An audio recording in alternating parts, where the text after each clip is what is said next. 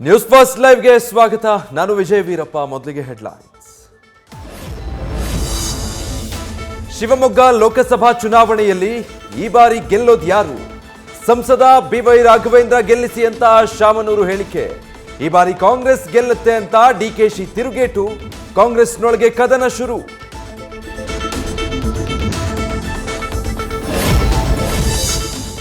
Shettar ಆಗಮನದಿಂದ BJP ಪಕ್ಷಕ್ಕೆ ಶಕ್ತಿ ಬಂದಿದೆ. ಲೋಕಸಭಾ ಚುನಾವಣೆಯಲ್ಲಿ 28ಕ್ಕೆ 28 ಸ್ಥಾನ ಗೆಲ್ತೀವಿ. ಬಿಜೆಪಿ ಕಾರ್ಯಕಾರಿಣಿ ಸಭೆಯಲ್ಲಿ ಯಡಿಯೂರಪ್ಪ ಪ್ರತಿಕ್ರಿಯೆ.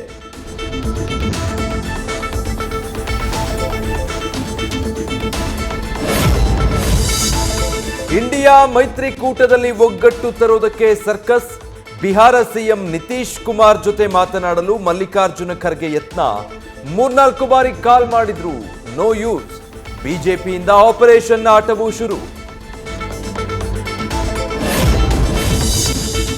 ವಾರಾಣಸಿಯ ಜ್ಞಾನವ್ಯಾಪಿ ಮಸೀದಿ ಮೇಲೆ ಕನ್ನಡ ಬರಹ.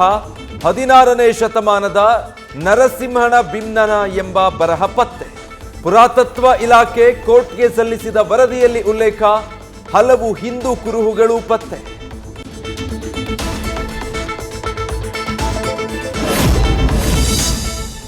ಕೊಪ್ಪಳದ ಗವಿಸಿದ್ದೇಶ್ವರ ಜಾತ್ರೆಗೆ ನೆರೆದಿರುವ ಭಕ್ತ ಸಾಗರ. ದಕ್ಷಿಣ ಭಾರತದ ಕುಂಭಮೇಳಕ್ಕೆ ಬಂದಿರೋ ಲಕ್ಷ ಜನರು. ಜ್ಞಾನದ ಜೊತೆ ನಿರಂತರ ಮಹಾಪ್ರಸಾದ ಸೇವೆ.